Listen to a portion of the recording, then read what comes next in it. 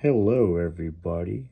This is Patriot coming at you with another video review today. Today we have a review the A-10A, the Thunderbolt 2.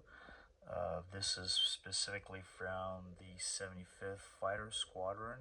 This was also participant in the Operation Iraqi Freedom in April 7 in 2003. Also, this model is particularly from Hobbymaster in 1/72nd scale. The item number is HA1311. So let me give you guys a quick glimpse of this attack aircraft. The A-10 Thunderbolt 2 is also known as the Warhawk. Is a single-seat, a twin-engine jet aircraft developed by the Fairchild Republic for the United States Air Force. It's primarily used for the close air support and ground attack missions, and it's known for its durability and ability to withstand a significant amount of damage. And the A-10 has seen, actions in numerous conflicts, including the Gulf War, Afghanistan, and Iraq, and its reputation as a reliable and effective ground attack platform uh, has made it a favorite among pilots and the ground troops. So, some of the characteristics of this aircraft is the what you guys see here, the GAU-8A Avenger, the 30 millimeter cannon, which I think spits out about 4,200 shells per minute. That's a lot of firepower, guys. Um, so the whole purpose of this aircraft was just for a close air support, ground attack, and combat search and rescue missions. The first flight was in 1972, but I think the service entry was in 1977. Um, this aircraft, guys, is I like the A-10, guys. One of my friend of mine's, he was in Air Force. He was a fighter pilot. He used to fly these A-10s. Now, probably some of you wondering, the the bullet here in the back. This is the A-10 bullet, but one note, guys. This is just a dummy round. This is not a live munition. So this was just handed to me as a gift in the Air Force. But I just thought it wise to do display it on a video, just to elevate the presentation of the video, and that's all. It just looks nice. So I like the A-10, guys. This aircraft is basically designed to survive the enemy fire with features like a redundant systems, titanium armor plating, and a rugged landing gear. Um, Operations: this aircraft served in the U.S. Air Force, U.S. Marine Corps, and in the NATO Air Forces.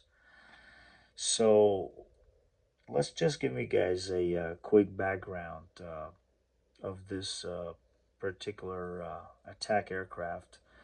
The A-10 Thunderbolt 2 is better known as the Warhawk.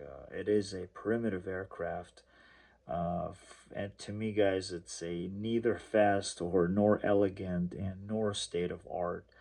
The A-10 is one of the most vulnerable aircraft planes out there, but I think they were deadly efficient to their missions by destroying the enemy tanks.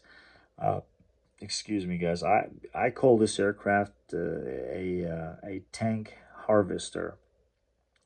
Although it looks the oldest design, but the A-10 is the youngest plane in the Air Force inventory. As I mentioned, it was developed by the Fairchild industry in 1970s. I think the main purpose was to defend the NATO nation from the Soviet ground attacks. Um, it is a built around the gun. That Gatling cannon spits about 4,000 plus shells per minute. It can fly very comfortably in the low altitudes and maintain that ratio, but the plane is predicted by the rugged, plating, armoring, redundant systems, and all other major systems in this aircraft has backups. This plane basically it's designed to survive a severe punishment and ultimately get the pilot home. A-10 has been in service in 1977, but I think they never been in favor in the Air Force leadership. It is not a high tech performer such as the F-16s and other platforms. Uh, this aircraft, to me, it looks like in a World War II era. Uh, but the Warhawks were flown by the stick and rudders controls, not by the onboard computers or sophisticated avionics, unlike the other platforms out there. Although they carry some of the advanced systems, the A-10 cockpit is dominated by the old-fashioned dials. But to me, guys, I think this lack of sophistication sometimes can be an advantage in terms of maintainability. Unlike the other aircraft, they have a very sophisticated computers, and they may cost a lot of money to maintain. And so this aircraft seen a lot of conflicts, and also, guys, I've heard that the Pentagon emphasizing to retire this aircraft because of its corresponding the F-35, and I heard that the F-35, trying to fill the role of the A-10. From my expectations, I don't think this is something that's going to happen because I don't think the F-35 can fill the role of the A-10 because it's never been proving in the combat scenarios yet. So if the Air Force retire this attack aircraft, I think this is going to be the worst decision that Air Force they made, and this is going to be a disaster for the Air Force because this aircraft, gets the job done, anywhere, anytime in the world. So, yep. And also, guys, let's dive in and talk about the model itself. Hobbymaster A10s, they're pretty nice, pretty cool models. It's worth getting, guys. I know Hobbymaster, every year, every couple years, they show a new tooling for the A10.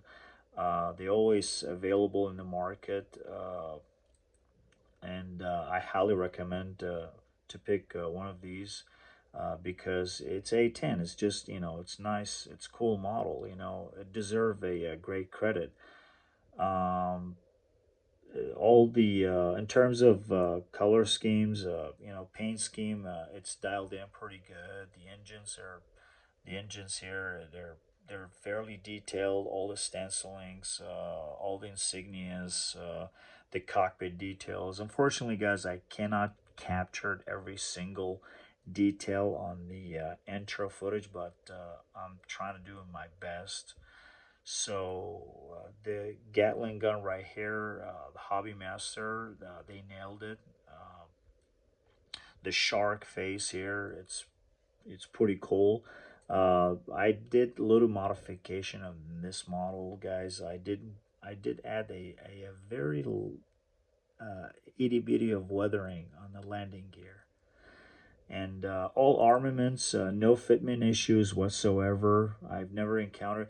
The only problem I have with these A10 guys, let me know in the comment section if you guys have that same problem. I don't know if it's just me or all hobby masters A10 like that. The only problems I have with the A10s is keeping the canopies in the open position. Every time when I try to raise the canopy in the open position, it falls down on its own.